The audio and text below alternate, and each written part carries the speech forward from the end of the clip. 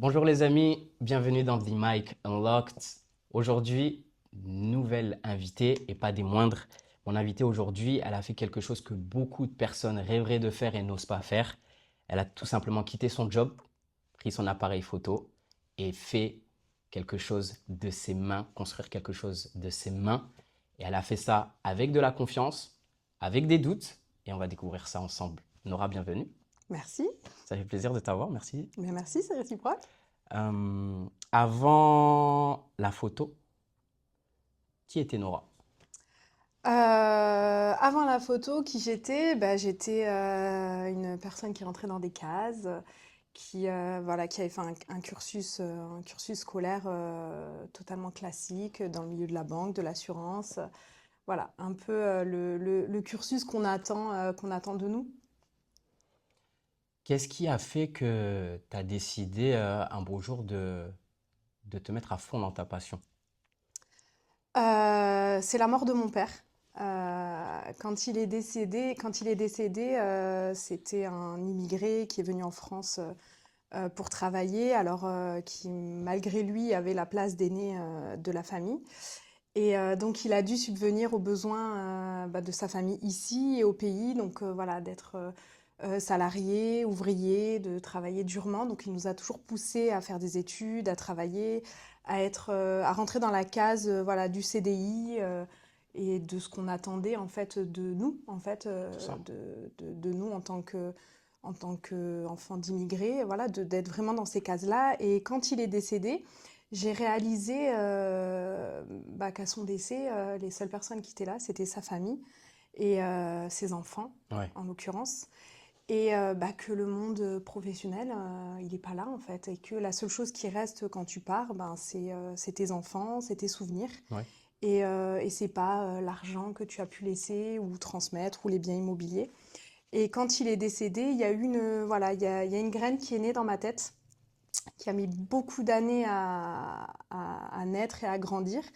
Et j'attendais ma première fille durant cette période-là, donc Ouais. j'ai connu la mort et la vie. Et quoi de mieux pour illustrer un souvenir et pour transmettre que la photo qui est née en fait à ce moment-là dans ma tête, puisque c'était pas réellement une passion.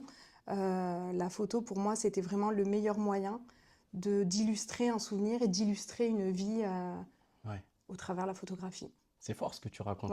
Notamment, on est au sujet de ton père, qu'il repose en paix, et de ce qu'il t'a inculqué comme valeur. Mm. C'est vrai qu'il y a beaucoup de parents, souvent des parents souvent des enfants issus de parents d'immigrés, Ouais. où c'était une autre génération aussi, où on te disait, voilà, il fallait que tu aies ton CDI, Mm. parce qu'à l'ancienne époque, pourtant c'était il n'y a pas si longtemps que ça au final, c'est Ouais. quelques années, où le CDI c'était quelque chose de vraiment Oui. sûr. Ouais. Aujourd'hui, tu peux être en CDI et on peut te virer quand même. Totalement. Moi, c'est ce qui m'est arrivé. Ouais. C'est d'ailleurs pour ça, tu vois, que je suis passé totalement à la danse, parce qu'avant, je dansais depuis plus de 10 ans. Et j'ai attendu comme toi, tu vois, et d'avoir ce déclic. Et c'est vrai qu'il y a beaucoup de parents qui n'arrivent pas à comprendre encore aujourd'hui Mm. que c'est pas forcément. On n'a plus de sécurité. Mm, Tout mm. peut s'arrêter du jour au lendemain. Et quand tu bossais en banque, tu m'as dit, c'est ça? Oui. Tu étais en CDI. Oui.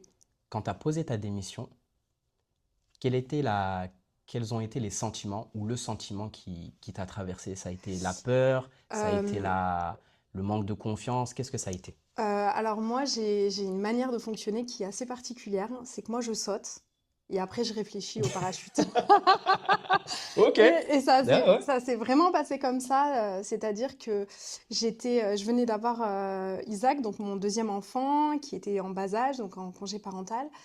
Et la photo était là, puisque voilà, je photographiais beaucoup sur cette période-là. Et je me suis dit, il va falloir te lancer. Chacun de mes enfants a amené une décision dans ma vie. Donc Lia m'a amené la photographie et Isaac l'entrepreneuriat Ok. à fond. Et je me suis retrouvée toute seule dans ma voiture après avoir eu un refus. Et j'ai consulté personne et je me suis dit, le problème, si tu le fais pas, tu le feras jamais.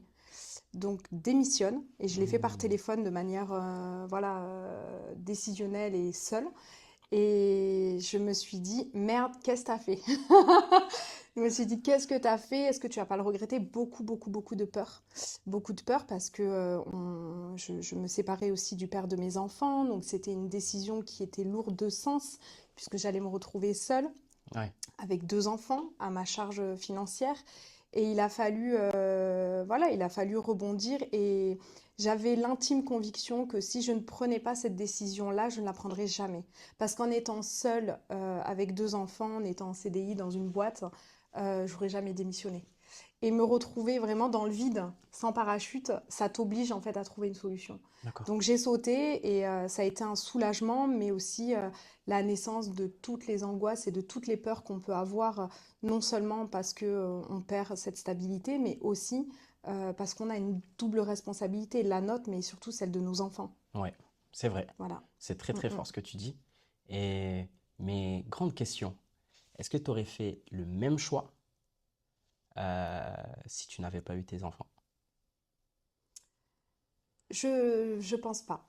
Ouais, Peut-être que j'aurais mis plus de temps. Je trouve que l'arrivée des enfants chez une femme, ça vient beaucoup basculer en fait dans la vision qu'on peut avoir de la vie, du monde du travail, de la féminité, de la ouais, femme. Moi, ça a bougé beaucoup de choses chez moi. Je me rends compte aussi au studio parce que je côtoie énormément de femmes, des femmes que j'ai pu côtoyer avant qu'elles deviennent mères et après. Et oh, il y a un vrai changement au niveau de la vision de la vie parce que quand je trouve que le monde salarial n'est absolument pas compatible avec la vie de femme et la vie de mère surtout, c'est vrai. parce qu'on va attendre de nous la même chose qu'un homme. Quand on va avoir un enfant, quand on va nous demander à 2 mois et demi de reprendre le travail, on va nous demander d'être aussi productif qu'un homme qui a dormi toute la nuit. C'est vrai. Voilà, donc il y a beaucoup, même si les choses, elles ont tendance à changer, elles évoluent beaucoup trop lentement. Et le salariat, à mon sens, c'est pas compatible. Alors, il y a certains tafs qui doivent l'être, mais celui que j'avais, en tout cas, je le trouvais absolument pas compatible. Et la majorité des femmes que je côtoie ont le même sentiment que moi. Il est difficile quand tu deviens mère euh, vraiment d'avancer dans ta carrière si à un moment donné, il n'y a pas des sacrifices sur ta vie familiale. Et moi, j'étais absolument pas prête à faire ces sacrifices. J'avais vraiment envie de voir grandir mes enfants. Ouais, J'avais envie de pouvoir les récupérer quand je le souhaite à 4h30 à l'école. J'avais envie de pouvoir être là pendant les vacances scolaires et de ne pas les laisser à la garderie. Et donc c'est vrai que mes 2 enfants, ils ont été une projection dans mes décisions entrepreneuriales. Sans eux, je l'aurais probablement fait, mais peut-être pas à mon âge. Peut-être que j'aurais fait une crise à la quarantaine ouais, ça et aurait été j'aurais... différent. voilà. Mais mes enfants ont été une décision très, très importante Ouais, une dans ma grosse vie. énergie pour toi aussi. Totalement. Mais même au quotidien, je pense que si... dans mon quotidien, je sais que quand je me lève et que je vais faire... je vais photographier un mariage sur une journée de 9h à 2h du matin un samedi. Je suis fatiguée, mais je le fais pour eux. Ouais, Quand je viens travailler, qu'il y a des travaux, qu'il y a des choses à faire, c'est vraiment c'est mon énergie, quoi. Je le fais pour eux, ils contribuent, ils participent, ils viennent, voilà, ils viennent souvent, et ils sont là, ils sont sur le mur parce que j'ai toujours tendance à dire c'est mon staff, c'est mon équipe parce c'est que ton équipe. voilà, on est ensemble. Trop bien. Et ils voient aussi, ils ont cette vision aussi d'une mère qui entreprend, qui travaille dur. C'est ça. L'entrepreneuriat, ça ne veut pas dire être plus disponible pour eux, mais ça veut dire être disponible quand je le souhaite. C'est aussi ça, ouais. Donc je vais travailler, mais différemment. Différemment. Voilà, Pouvoir t'adapter aussi à eux en exactement, fonction de ce qu'ils ont besoin, mais aussi être exactement, aussi un exemple. Parce que totalement. les enfants se Mm, construisent mm. à travers nous, positivement et négativement. Totalement, ouais. Donc, je pense aussi comme toi que le fait aussi de te voir euh, dynamique, mais de te voir, ah là, j'ai pas les mots qui viennent, Épanoui mais dans... épanoui, Ouais. exactement. Épanoui Ça dans... peut Oui, les motiver, peu importe les oui, choix oui, qu'ils oui, vont faire. oui, oui. Et est-ce que si eux, ils décident d'avoir un métier passion, qu'est-ce que tu vas faire? Bah, moi, je les accompagnerai, je les pousserai à aller au bout de leur choix, mais en ne mettant pas de côté l'aspect études. Pour moi, si mon fils il veut être boulanger, ok, mais par contre, il faut faire des études. Parce qu'aujourd'hui, faire juste un CAP et devenir boulanger, c'est OK. Mais aller plus loin, aller voilà, jusqu'au bac, jusqu'au BTS, jusqu'en licence, jusqu'en master, ça permet d'avoir une plus grande culture générale, de mieux appréhender. Alors peut-être qu'il sera juste boulanger avec un CAP, mais peut-être qu'avec un master, il sera PDG d'une grande franchise. Donc là, les études, moi j'ai aucun regret d'avoir fait des études parce qu'aujourd'hui dans mon domaine, ça m'a structuré, ça m'a ouvert l'esprit, ça m'a permis d'avoir des connaissances en économie, Ouais, en comptabilité. Donc vraiment d'aller vraiment plus loin. Et puis à 15 ans ou à 16 ans, on peut décider de faire un CAP et à 20 ans, avoir des regrets, se dire... alors qu'à l'inverse, aller jusqu'au master et faire juste boulanger, dans l'exemple, voilà, c'est pas grave. Mais à l'inverse, oui, parce que c'est reprendre des études à 20, 30 ans. c'est vrai, Voilà. c'est bien. Bah, ils Ouais, vont être bien accompagnés, je ouais, trouve. j'espère. Bah, j'espère aussi. Et là, on est dans ton studio. Ouais, Tu m'accueilles et encore merci pour ça. avec plaisir. Euh, je vois beaucoup de photos de bébés. Donc, tu as dit que Mhm, tu étais allé dans ce marché qui est les nouveau-nés, la grossesse, mm, mm, etc. Donc, tu accompagnes les parents mm, mm, et les mamans avant, pendant et après. mhm. Il y a ce concept de newborn posing. Oui. Qu'est-ce que c'est? C'est la photographie artistique du nouveau-né. Ok, C'est la première raison pour laquelle j'ai souhaité devenir photographe. C'est vraiment le premier projet dans la photo que j'avais. C'est la manipulation des nouveau-nés ok, et la prise de vue artistique des bébés.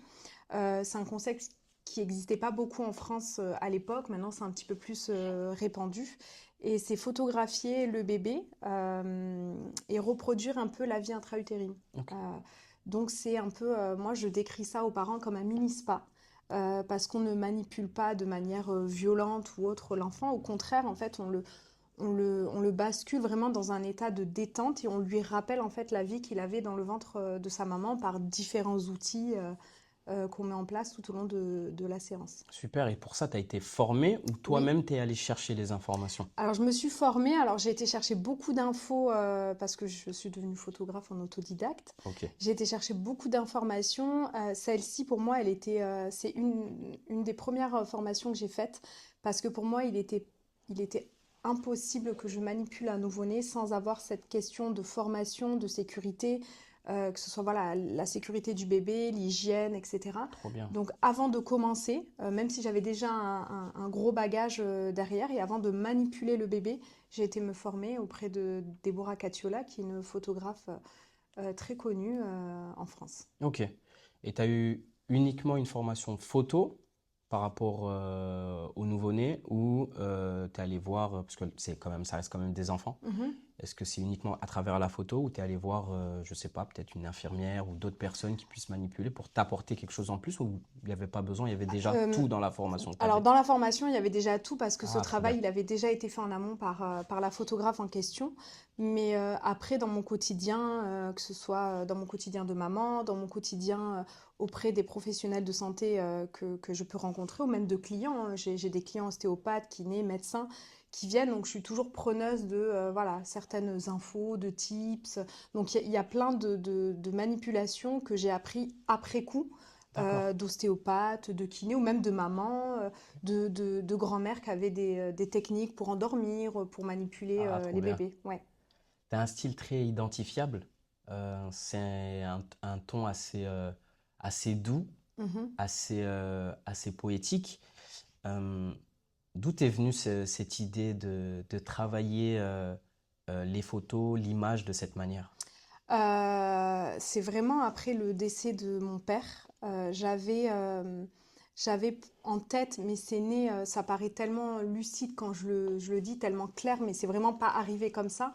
Hmm. J'avais vraiment en tête de constituer le patrimoine photographique des familles et j'avais en tête de leur offrir un patrimoine qui était appréciable autant aujourd'hui qu'au fil des années. Donc c'est Oh, pour ça que j'ai opté sur quelque chose d'assez naturel et intemporel, de façon à ce que les bébés que j'ai photographiés aujourd'hui prennent autant de plaisir à regarder leurs photos à 1 an, 2 ans, 5 ans, 10 ans, mais également à 80 ans quand ils montreront leurs photos de bébés à leurs petits-enfants, puisque les teintes nude, enfin ma manière de fonctionner, ça reste un fonctionnement qui est assez intemporel. Ouais, Donc il n'y a pas un, voilà, c'est pas des choses qui arrivent, c'est pas des choses très tendances. Le but, c'est vraiment qu'il y ait une continuité au fil des années, d'autant plus que je suis des familles. ok. Donc, je vais faire la grossesse d'une maman, le bébé, et puis je vais faire le second, le troisième. Et l'objectif, c'est que dans 10 ans, on puisse reproduire des photos. Donc, le look, total look noir, c'est quelque chose qui fonctionne aujourd'hui, qui fonctionnera Pas dans demain. 20 ans. Voilà, Ouais, ouais. c'est ça. Et le truc, c'est, comme tu l'as dit, intemporel. Tu suis beaucoup de familles. Euh, t'as eu beaucoup de retours du coup. Est-ce que tu as Mhm. eu des retours qui t'ont marqué le plus? Oui, Exemple. j'ai une maman qui est venue au studio faire un portrait de famille avec sa maman. Et donc, ils étaient de l'île de la Réunion, Ok. toutes les deux. Et moi, au-delà de mon métier de photographe, j'aime beaucoup partager sur ma personne, mes convictions, mes valeurs. Et, et on échangeait sur le fait d'être maman. Et Ouais. j'ai beaucoup de facilité de parler de valeurs, de religion. C'est pas du tout un sujet tabou. Je suis chef d'entreprise. À partir du moment où on vient chez Nora Boudi photographe, on vient chez la photographe, mais aussi chez la personne, quand on est un indépendant comme moi, il y a une vraie cohésion entre qui on est et le professionnel qu'on est. Et on a pu évoquer voilà, des questions de l'ordre du personnel sur les valeurs, la religion. Et la maman en question partageait la même religion que moi. Et la maman n'avait pas forcément, donc sa propre mère n'avait pas forcément acquiescé cette Hmm. reconversion. Et après la séance, j'ai reçu un message donc de cette jeune fille qui m'a écrit en me disant qu'elle me remerciait beaucoup parce qu'en sortant du studio, sa maman lui a mis la main sur l'épaule et lui a dit si tu as rencontré des personnes comme Nora, je comprends pourquoi tu as fait ce choix de reconversion. Et depuis, c'est devenu une amie. Les deux sont devenus vraiment C'est très beau. des personnes qui comptent énormément pour moi. Et je crois que c'est le plus beau retour que j'ai eu. Et depuis, je fais toutes leurs photos Ouais. de famille. Et la maman fait partie pleinement de presque de la famille parce que Ouais. y a quelque chose qui est venu réconcilier une mère et une fille. Et pour moi, je crois que c'est le plus beau retour que j'ai eu Ouais, c'est dans mon incroyable parce que ça activité. permet de voir aussi que ton travail, mais aussi Mm, ta personne à travers ton travail, totalement, inspire les gens. oui. Euh, Cet exemple que tu m'as cité, ça me fait penser à quelque chose. C'est que souvent, quand on fait un choix dans la vie, souvent nos proches peuvent ne pas forcément comprendre Mm. parce que par rapport à tes choix, ils transfèrent un peu ce que eux ils auraient fait ou ce qu'ils ont pu faire Et leur peur. et leur peur dans leur vie. Est-ce que toi, quand tu as annoncé que tu allais faire de la photo et que tu as arrêté la banque, est-ce que tu as eu des proches qui ont été totalement contre ça? Non. Moi, ma famille, ils ont l'habitude. Je suis un électron libre. Ouais, ils ont l'habitude, tu pars dans tous les sens. Bon, cette fois-ci, c'est quoi? Ah, c'est ça. Il n'y a pas de surprise. Je pense que si demain je leur annonçais que j'allais vivre au Canada, ok, pas de souci. Puis tu peux me passer le sel, hein. Ok. Ça serait totalement normal. Non, moi, j'ai eu. En fait, ça les a pas inquiétés. Ma mère, un petit peu, en me disant, elle m'avait dit, mais quand même, tu quittes un CDI, mais parce qu'il y avait Ouais, ouais. voilà, cette idée-là de quitter le CDI. Mais en fait, je pense que dans la manière dont je l'ai amené auprès de ma famille, c'était innégociable. C'était innégociable. Et puis, je savais aussi que si ça ne fonctionnait pas, j'avais un retour en arrière. Et j'ai encore un retour en arrière qui est possible. Enfin, c'est même pas le mot retour en arrière. J'ai d'autres perspectives. Si ça ne fonctionnait pas, Oui, j'avais bien d'autres sûr. perspectives et d'autres possibilités. Ouais. Mais bon, tu penses qu'au plan A. Exactement. Ouais. Le parachute, on saute, on n'a pas de parachute et puis on verra Et puis après on quoi. verra après. C'est ce qui t'a Exactement. apporté, ce qui t'a amené jusqu'à là C'est et ça. c'est cool. Euh, la séance la plus éprouvante que tu as pu vivre en tant que photographe, est-ce que tu en as une en tête? Ou est-ce que ça a toujours été fluide? Non, j'en ai pas. J'ai pas de séances éprouvantes. J'ai des séances qui émotionnellement ne sont pas forcément faciles. D'accord. Pas parce que les familles sont difficiles, mais plus parce qu'on a ce côté, au-delà d'être photographe, en tout cas mon métier, c'est plus accompagner les familles, accompagner les couples, accompagner les mères dans les premiers gestes de la maternité. En fait, ça va vraiment au-delà du métier de photographe. Donc, c'est vrai que parfois, on peut avoir des retours parce qu'on est le premier rendez-vous Oui, après l'accouchement, parce que les séances se font dans les 15 premiers jours. Donc, on a un échange qui est long. Moi, je privatise la journée, le studio entier pour ces mamans-là. Donc, oui, on a des retours des retours d'expérience qui sont difficiles à entendre, des histoires qui sont douloureuses, etc. Donc on n'est pas insensible. Donc c'est vrai qu'émotionnellement, à la fin d'une séance nouveau-né, c'est parfois un peu difficile et il me faut un temps toujours un peu pour redescendre. Mais comme pour toutes les séances, hein, quand on ouais. reçoit des familles et que on nous dit que bah, le papa est en phase terminale et c'est pour ça qu'on fait cette séance-là. Voilà, Ah, c'est c'est dur. en fait, on est beaucoup dans on vient illustrer, donc garder. Donc il y a des situations où les clients, ils vont nous partager leur histoire. Où j'ai déjà eu un monsieur de 90 ans qui est venu me demander un portrait. Donc je lui dis, ben oui, c'est pourquoi, c'est pour quelle utilité? Ben, c'est pour ma pierre tombale. Voilà, c'est toujours un peu difficile. Mm. Mais voilà, on se protège aussi et c'est ce qui, en tout cas moi, c'est ce qui m'anime et ce qui m'enrichit et qui me rappelle que voilà, j'ai beaucoup de chance d'être en bonne santé, d'avoir des enfants en bonne santé, parce qu'on a aussi, on photographie la vie, mais on a aussi beaucoup de bébés qu'on a photographiés qui sont décédés après. Ah, Et c'est... on a un vrai suivi avec les familles. En tout cas, moi, je considère que je me rappelle de chacune des mamans et des bébés que j'ai photographiés, alors que ça fait très longtemps. Et donc, j'ai un suivi, même si on s'envoie des messages qu'une à deux fois dans l'année. On voit les enfants grandir, on les revoit après. Donc, et des fois, on voit des fratries qui sont plus ensemble. Donc, ça, c'est le côté Ça, un peu c'est... dur. Ouais, c'est un peu dur quand même. Voilà. Je vois que tu es quand même impliqué en termes d'émotion, Mm, mm, même si on peut ressentir un côté très carré, très mm, sérieux. Je pense que ça doit venir du papa, ça. mm. Mais aussi de ta formation en banque. Euh, Comment tu arrives à trouver cet équilibre entre pouvoir donner des directives aux personnes qui viennent pour poser, Mhm, mais aussi garder un côté humain? Parce qu'il y a certains photographes, euh, moi j'ai pour habitude de faire mm, des photos pour moi, des photos aussi pour des marques. mm, Euh, les photographes ne sont pas si aimants, si patients. Euh, Parfois, il y en a qui ont beaucoup de modèles. Donc, mm, tu peux comprendre que c'est un peu en mode mm, usine et tout. Et des fois, ils en ont pas tant que ça. mm.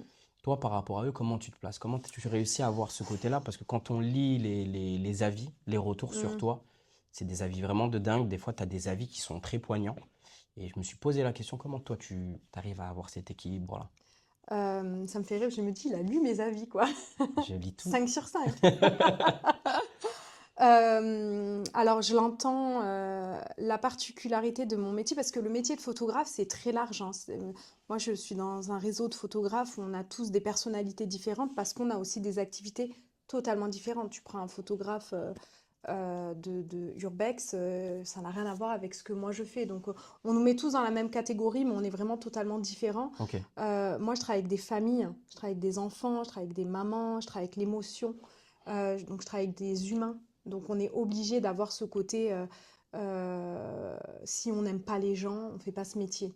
En tout cas, on ne fait pas le mien. On ne travaille pas dans un studio avec des familles.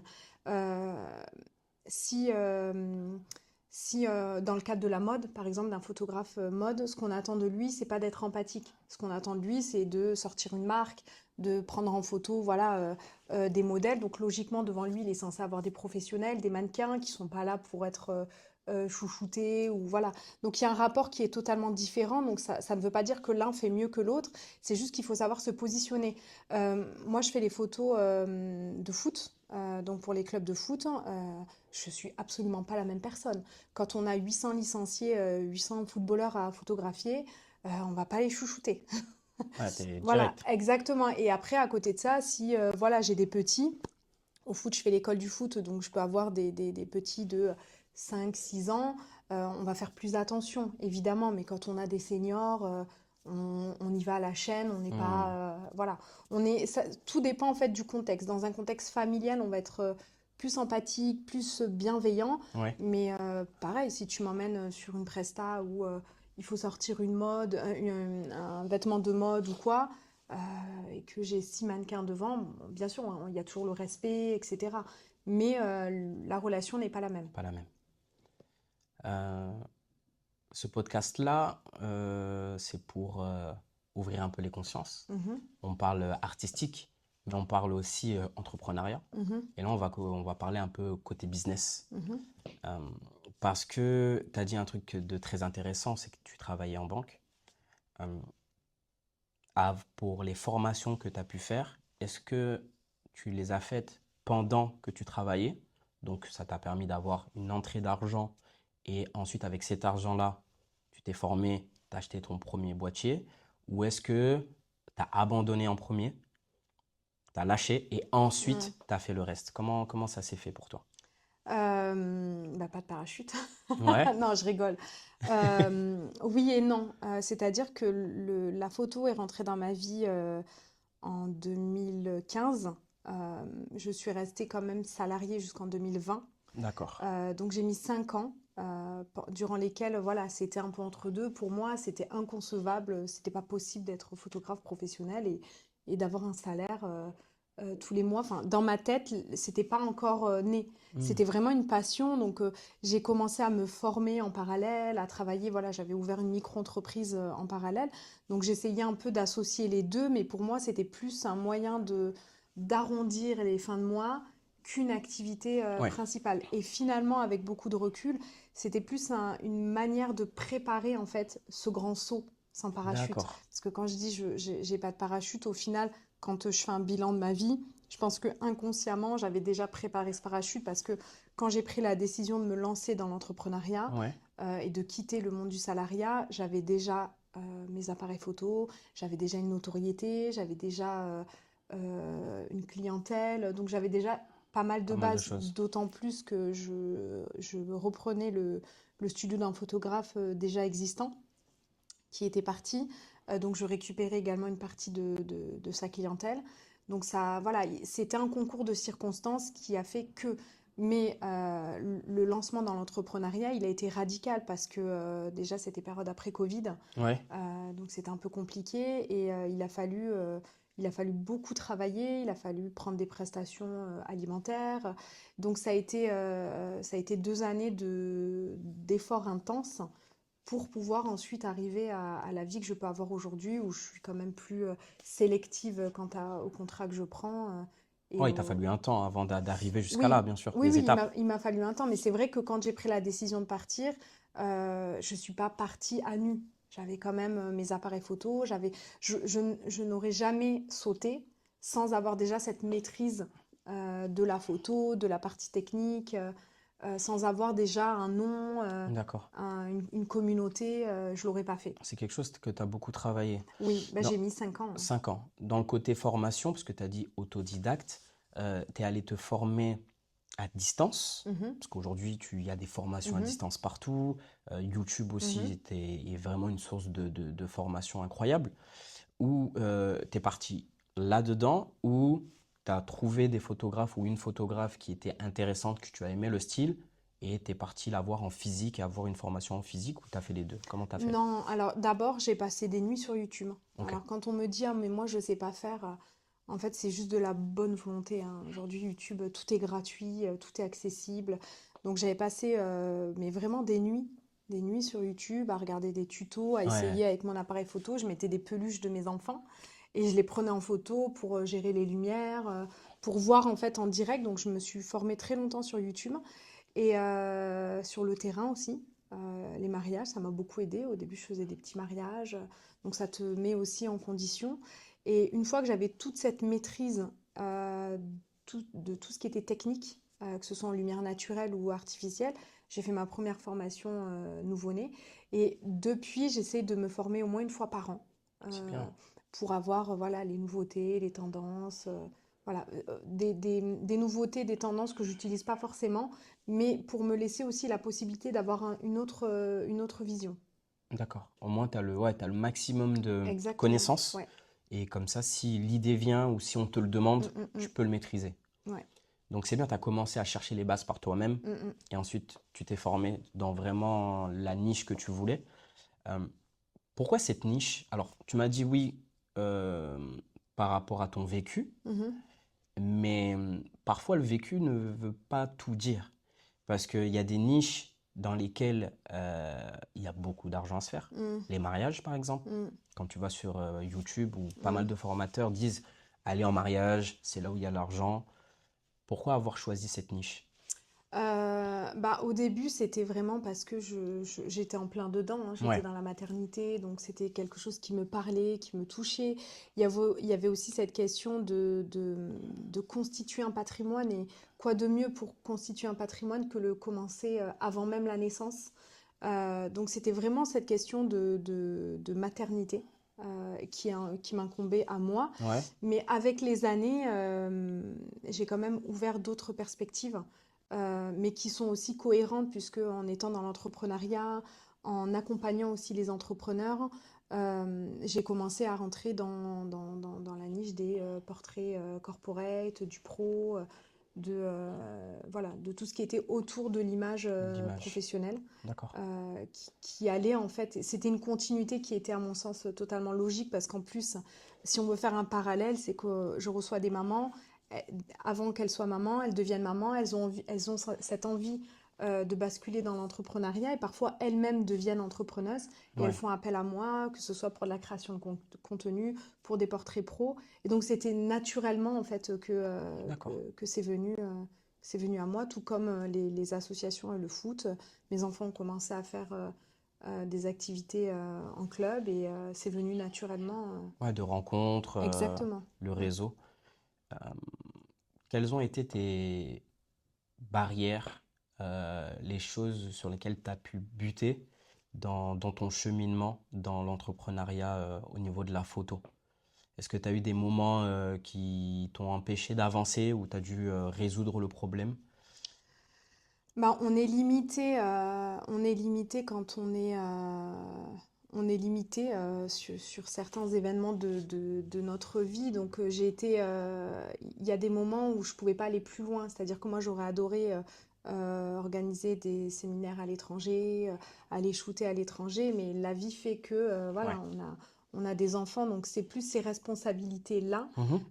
Mais je suis totalement en phase avec dans cette prise de décision. Et je pense qu'il faut aussi savoir, et c'est là où c'est difficile en tant que femme et en tant que mère, savoir doser.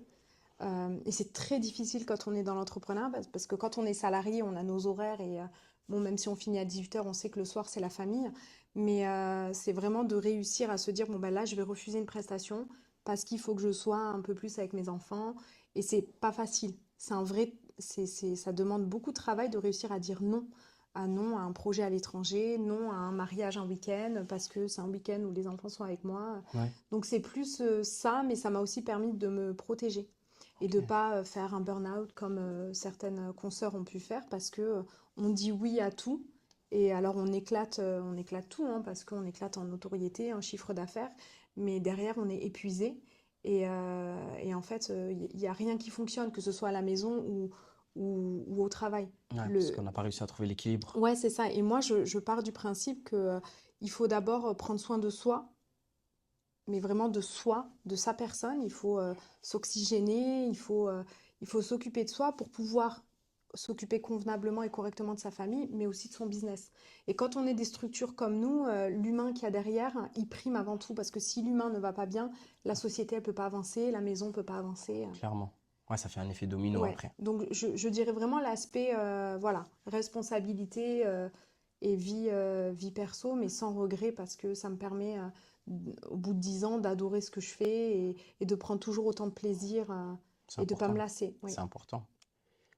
Tu as un studio oui. que tu as fait toi-même, que tu Mhm. as déniché toi-même. Déjà, pourquoi le choix de cette ville alors que tu pourrais très bien être dans le centre de Toulouse, par exemple? Alors j'étais à Plaisance avant, Ouais, petit studio dans le centre-ville que j'ai adoré, que j'ai chéri, que j'ai laissé avec beaucoup de tristesse. La Salvetat, alors c'était pas forcément un choix réfléchi. Voilà, je voulais pas forcément m'implanter ici, mais je voulais absolument rester autour de Plaisance. d'accord. Alors j'aurais adoré rester à Plaisance, mais parce que j'y vis, mais je voulais vraiment rester dans cette proximité-là. aller dans le centre-ville, c'est aussi mettre en péril cette stabilité familiale, ce cadre de vie, cette qualité de vie qu'on peut avoir en travaillant là de chez moi au studio, je mets 8 minutes. Donc ça me permet de poser les enfants à l'école à 9h, de venir travailler à 9h10, voilà. Donc c'est vraiment, pour moi, c'est la qualité de vie, la disponibilité auprès de ma famille qui prime avant d'envisager d'aller dans une grande ville comme Toulouse Ouais. ça revient un petit peu à ce que je te disais, hein, refuser des prestats à l'étranger, c'est aussi s'assurer une qualité de vie pour moi et mes enfants. Comment, avec ton entreprise, du coup, comment tu arrives à te promouvoir? Parce qu'il y a beaucoup de photographes, Mhm, beaucoup de concurrence. mhm. Comment tu arrives, toi, euh, déjà, les premières années, comment tu as réussi à créer ta place? Moi, je dirais que le meilleur outil de communication, c'est la recommandation. Ok. C'est ton travail. Alors, c'est peut-être un peu bateau, mais aujourd'hui, les gens ne me vendent pas auprès de leur entourage pour mes photos parce que des bons photographes, il y en a partout. Ouais, Des photographes qui excellent, alors professionnels ou amateurs, hein. ouais. C'est pas le statut professionnel qui fait la qualité de tes photos, mais les gens vendent, je pense, en tout cas des retours que j'ai eus, l'expérience. Et ce que Hmm. je vends aujourd'hui, c'est pas une séance photo, c'est vraiment une expérience. Et peu importe la séance que tu vas faire au studio avec moi, c'est ce temps-là d'échange, c'est cette construction, tout le travail en fait qu'il y a et le moment qui fait que voilà, je viens vivre. Là, on a mis en vente hier les mini-sessions pour la fête des mères. C'est une expérience, c'est un moment, j'ai décidé de le faire le week-end de la fête des mères parce que Ouais. c'est un moment privilégié. C'est se dire, bon, bah, le jour de la fête des mères, je vais faire une séance photo, je vais passer un moment d'intimité, un moment fort avec ma maman, avec mes enfants. C'est plus ça que je vends au-delà de la photographie. C'est intéressant ce que tu dis parce que l'expérience, on l'entend beaucoup dans les grandes marques. Mm, On le voit sans le voir dans les publicités, on mm, vous vend l'expérience. Et c'est vrai que quand on entreprend et qu'on a sa petite entreprise, entre guillemets, on ne pense pas à ça, à mm, l'expérience. Et je le vois aussi dans ta manière de faire tes prix, les appellations des mm. différents packs que tu vends. Euh, Pourquoi cette idée de donner des noms à tes packs de cette manière-là, alors que tu aurais très bien pu dire pack 1, pack 2, pack Mm. 3? Pourquoi avoir ces différentes appellations? Euh, Parce que en fonction, alors il y a un aspect aussi très personnel parce qu'il y a certains packs qui portent le nom de certains de mes neveux. Ok, ça reste dans la famille, Voilà, toujours une petite dédicace c'est ça, quelque part, c'est trop exactement. fort. Mais personne ne le sait d'ailleurs. Ok, Mes sœurs l'ont jamais remarqué. Mais non, c'est parce que on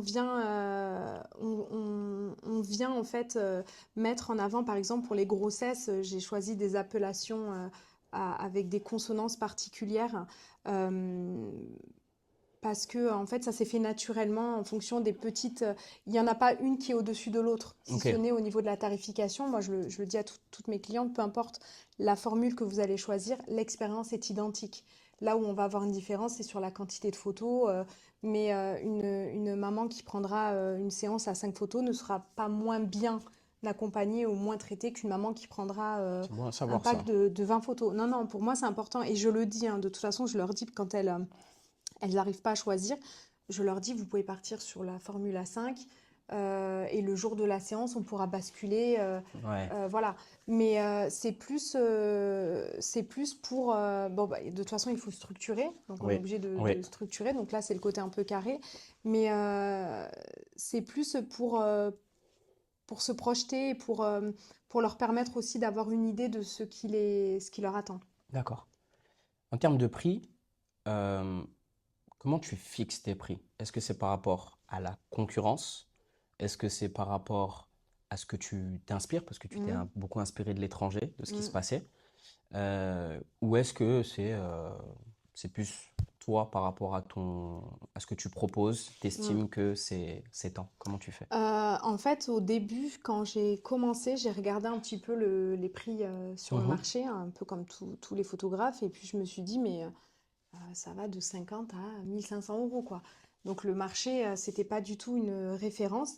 Donc j'ai fait un bilan de ma société. J'ai calculé en fait à peu près combien d'heures je passais par séance. Donc, on avait Ouais, tout structuré. Donc, je m'étais fait accompagner à l'époque par un incubateur. Donc, c'est il y a très longtemps, il y a 5 6 ans. Et donc, en fonction du temps que je passais, que ce soit entre la prise de contact et la livraison des photos, ouais. donc tout ça, il fallait le chiffrer, ça reste approximatif. Et on a fait voilà, une tarification. Avec les années, il y a des nouveaux logiciels qui sont sortis, qui nous ont permis voilà, de gagner beaucoup de temps, etc. Et moi, j'ai fait le choix de ne pas augmenter mes tarifs.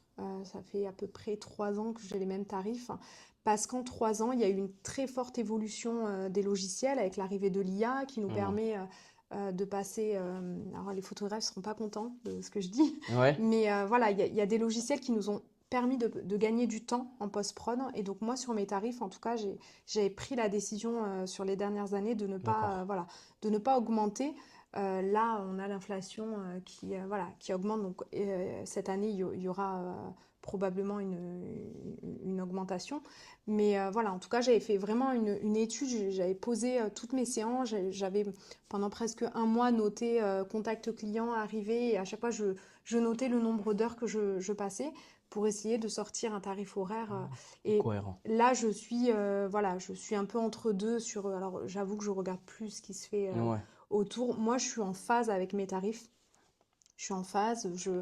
Je trouve que je suis ni trop ni pas assez. ouais, En tout cas, je me trouve assez juste. Donc, ça me permet de ne pas être déçue, en fait, de ne pas faire une prestation et de me dire, mais tout ça pour tel prix. Si je fais une prestation, j'estime que quand le client va me payer, je suis en phase. t'es en Je suis phase. totalement alignée. Alors Super. après, me fixer à ce qui se fait autour de moi, la concurrence, je peux pas parce que je serai pas alignée. D'accord. Je comprends à 100%. Mm. Tu as dit un truc intéressant, c'est que tu as été accompagné Mhm. euh, à tes débuts. Oui, Au milieu aussi, tu as continué à aussi, avoir. oui. Et est-ce que c'est quelque chose que tu conseilles à une personne qui entreprend Mm. d'être accompagnée? Et si oui, où est-ce qu'on peut se faire accompagner? Pour toi, Mm. quels ont été ces accompagnements? Alors, se faire accompagner, oui, je pense que même c'est primordial parce que quand on rentre dans l'entrepreneuriat, alors quand on quitte le salariat et qu'on arrive dans l'entrepreneuriat, on se retrouve seul. Ouais, Et alors, tu l'as dit tout à l'heure, on se retrouve aussi souvent seul avec nos familles qui nous envoient leurs propres peurs. Donc voilà, être seul plus avoir des proches autour de toi qui te disent bah non, attention, ça fait peur et ci et ça. Donc il faut se constituer une meute entrepreneuriale. Donc d'accord. déjà s'entourer d'entrepreneurs, Oui, d'amis entrepreneurs, alors ça peut être des gens qui n'ont rien à voir avec le milieu dans lequel tu es. Moi, pour ma part, j'ai beaucoup de proches autour de moi qui entreprennent, que je peux consulter quand j'ai des décisions entrepreneuriales à prendre. Et ça, c'est très, très, très important.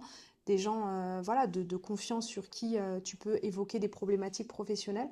Pas sa famille, parce que, on l'a dit tout à l'heure, les familles, les proches, ils, ils ont tendance à avoir peur pour nous, donc ils vont nous transmettre leur peur. Donc dans les prises de décision, voilà, c'est pas ouf. Mais voilà, se faire accompagner, déjà se créer une meute. Pour se créer une meute, il faut aller dans des réseaux d'affaires ok. des événements, voilà, des événements d'entrepreneurs. Il y en a un petit peu partout hein, maintenant. Hein. Si Ouais, vous allez sur LinkedIn, tu as des événements d'entrepreneurs réseautés beaucoup. Et après, en fonction des affinités, au fur et à mesure des années, tu te crées une petite meute entrepreneuriale.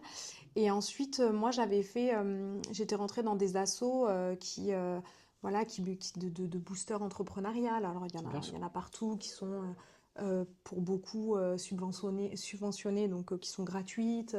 Il y a beaucoup de choses maintenant autour de l'entrepreneuriat. Et j'avais un peu l'idée au début que j'en avais pas besoin parce que j'avais un cursus, parce que j'avais déjà 5 années d'expérience derrière moi et que j'allais rien apprendre. Et en fait, si, j'ai tout appris parce que souvent on sait et on fait pas. Et savoir et ne pas faire, c'est ne pas savoir. Oh, pas Et ouais, mal. Ouh, c'est puissant ça. ouais, c'est ça. Et donc, en fait, quand je dis que j'ai posé ma société, non seulement j'ai posé ma société, j'ai posé mon savoir, j'ai posé ce que je savais mais que je ne mettais pas en place. Et on D'accord. sait beaucoup de choses qu'on met pas en place, hein. Et donc, du coup, au final, tu arrêtes tout ce que tu fais. Alors, ça demande un investissement financier parce que quand tu prends ça, tu le fais en plusieurs semaines, donc Ouais, tu ne vas pas travailler, donc il n'y a ouais. pas d'argent qui rentre. Mais en fait, c'est prendre du recul pour mieux analyser et être plus performant. Et c'est vraiment nécessaire. Et donc ça, quand je l'ai fait, j'ai réalisé beaucoup de problématiques que j'avais, que je ne conscientisais pas. Et puis il y a l'intelligence collective, parce que généralement tu te retrouves dans des groupes et où tu vas exposer ton fonctionnement, et puis ton fonctionnement qui convient parfaitement, évidemment. Et puis là, tu vas avoir des personnes qui sont dans d'autres milieux qui vont te dire, mais pourquoi tu fonctionnes comme ça? Pourquoi tu fonctionnes pas plutôt comme ça? Puis tu vas dire, mais en fait, mais grave. Là, c'est des échanges d'idées, Voilà, exactement. d'opinions, c'est intéressant. Et ça, ça fonctionne dans des réseaux d'affaires, dans des incubateurs, ça fonctionne aussi dans le cercle, quand je t'évoquais la meute entrepreneuriale, dans ce cercle-là, de te dire, bah tiens, je vais appeler, moi j'ai des restaurateurs, Ouais, j'ai des entrepreneurs de la beauté à qui je vais exposer des problématiques liées à la photo. Et je dirais que c'est encore mieux parce que du coup, ils n'ont pas cette technicité que nous, on peut avoir. Ils ouais, n'ont pas les mêmes freins. Ils vivent pas la même chose que si j'appelais systématiquement que des photographes. J'en ai des photographes dans mon réseau, mais où là, eux, ils ont des problématiques similaires aux miennes. Donc, en fait, j'avance pas. ouais, tu Alors tournes en rond. qu'aller vers quelqu'un qui a pas les mêmes problématiques, il va avoir un autre recul qu'un photographe pour avoir. Génial. C'est très très fort. Ça permet de voir qu'à tout moment, on a besoin d'aide Mm. et on peut s'inspirer des uns et Ah des oui, autres. oui, bien sûr. Euh, Question d'ordre technique. Là, je vois ton boîtier Mhm. qui est très joli, qui est un Sony Alpha. En termes matériels, au niveau de la photo, ça fait 10 ans. Mhm. Est-ce que tu renouvelles souvent ton parc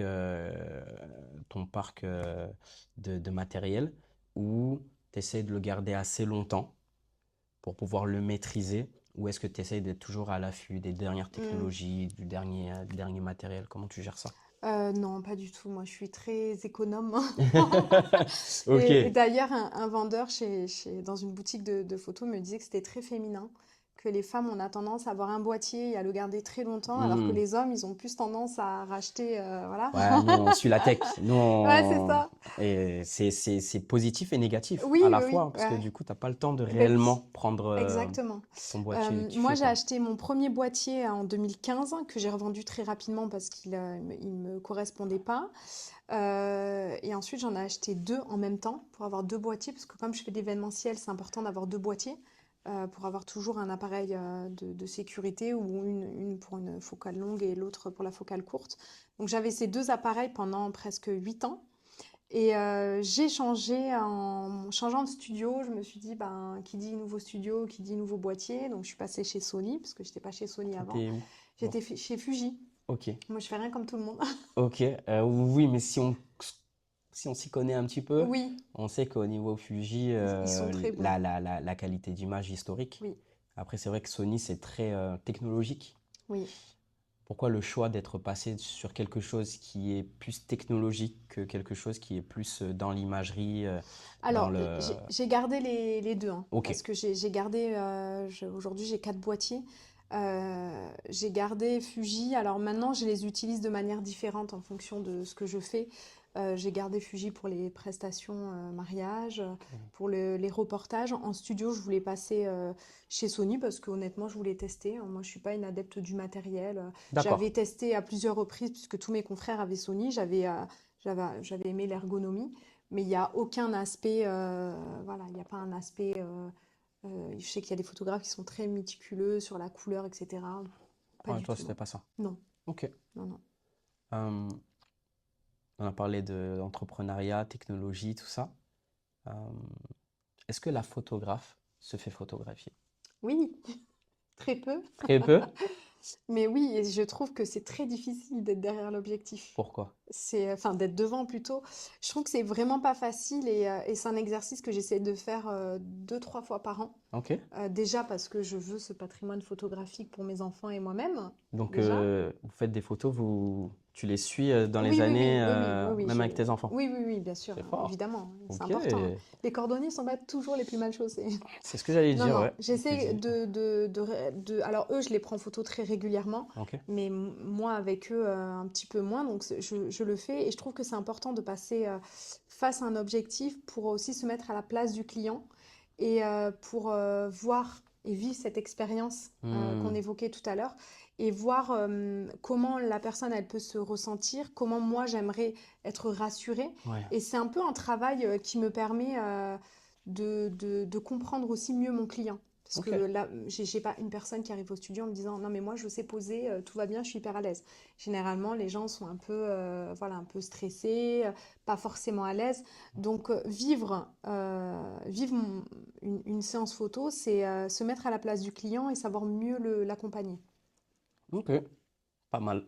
Ouais, Toujours le bon mot, hein. Je ouais. vois, t'étais toujours, tu vois, on est en mode cool, mais elle a toujours ce discours très, très pro. Non, j'apprécie, j'apprécie. Euh, Quel est le projet photo qui n'existe pas encore, mais que tu aimerais faire? Moi, j'aimerais beaucoup, donc je fais de la formation, et j'aimerais beaucoup aller un petit peu plus loin et organiser des séminaires à l'étranger. Ok. Moi, j'ai un gros projet au Maroc hein, et j'aimerais beaucoup ouvrir une école photo, former des photographes là-bas, avoir un studio sur place et proposer en fait tout ce qu'on propose ici au Maroc. Parce qu'au Maroc, il y a des très bons artistes. Il y a de très bons articles, il y a beaucoup de choses et j'aimerais vraiment créer un espace en fait, un espace vraiment de partage autour de la photo avec des thématiques, mais pas que la photo de studio. Vraiment avoir un Un panel de tout panel, ce qui ouais, existe. qui puisse être polyvalent Exactement, et s'inspirer un peu de exactement. tout. C'est beau, c'est très Ouais. fort.